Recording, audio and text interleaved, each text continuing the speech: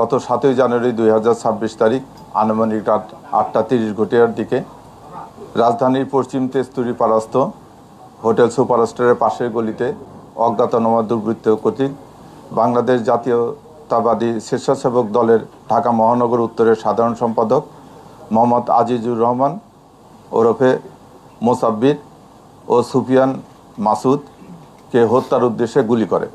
ঘটনার পরপরে আহত দুইজনকে চিকিৎসার জন্য নিকটস্থ বিআরবি হাসপাতালে নিয়ে গেলে কর্তব্যরত চিকিৎসক মোহাম্মদ আজিজুর রহমান এলাইস মোসাব্বিরকে মৃত ঘোষণা করেন এবং গুরুতর আহত সুফিয়ান ব্যাপারী এলাইস মাসুদকে উন্নত চিকিৎসার জন্য ঢাকা মেডিকেল কলেজে প্রেরণ করা হয়।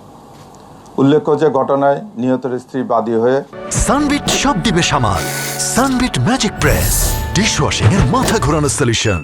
অজ্ঞাতনামা 4-5 জনকে আসামি করে তেজগাঁ থানায় 8 তারিখে একটা মামলা দায়ের করে। পরবর্তীতে মামলাটি নিবিড় তদন্তের জন্য ঢাকা মহানগর গোয়েন্দা পুলিশের নিকট হস্তান্তর করা হয়। প্রিয় সাংবাদিক ভাই বোনেরা,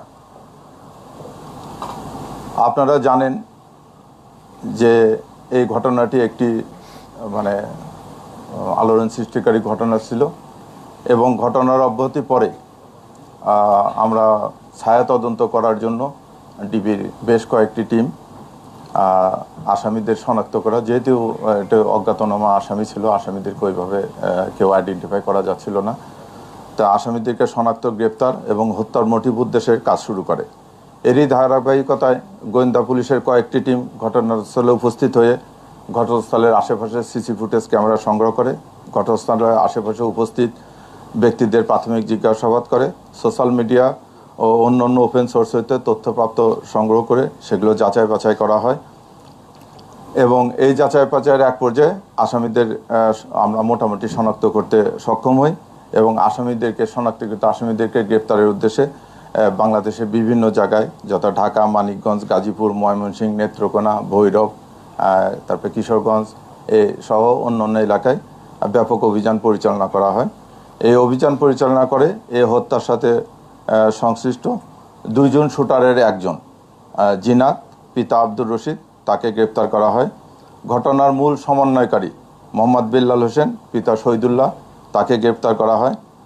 পাশাপাশি শহীদুল্লাহর ভাই আব্দুল কাদির, যে ঘটনার পরবর্তীতে আসামিদেরকে পলায়নে সহায়তা করা, আসামিদের মোবাইল পরিবর্তন করা সহ অন্যান্য কাজে সহযোগিতা করে, তাকে গ্রেপ্তার করা হয় এবং ঘটনার আগে এই ঘটনা যে সংগঠিত করবে এ ব্যাপারে অপরাধীরা একটা রেকি করেছিল। এই রেকিতে সহায়তা করার জন্য মোহাম্মদ রিয়াজ নামে একজনকে আমরা গ্রেপ্তার করি। তাদের এবং এই গ্রেপ্তারকৃত ব্যক্তিদের কাছ থেকে একটা নাম্বার প্লেটবিহীন মোটরসাইকেল উদ্ধার করা হয়, যে মোটরসাইকেলটি হত্যাকাণ্ডে ব্যবহৃত হয়েছে। এছাড়া তাদের নিকট থেকে 6,000 নগদ টাকা উদ্ধার করা হয়।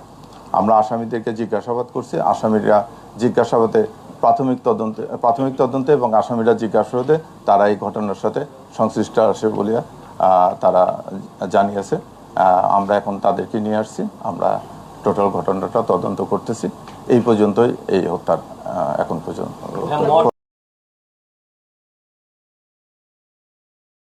সানবিট সব দিবে সামাল। সানবিট ম্যাজিক প্রেস ডিশওয়াশিং এর মাথা ঘোরানো সলিউশন।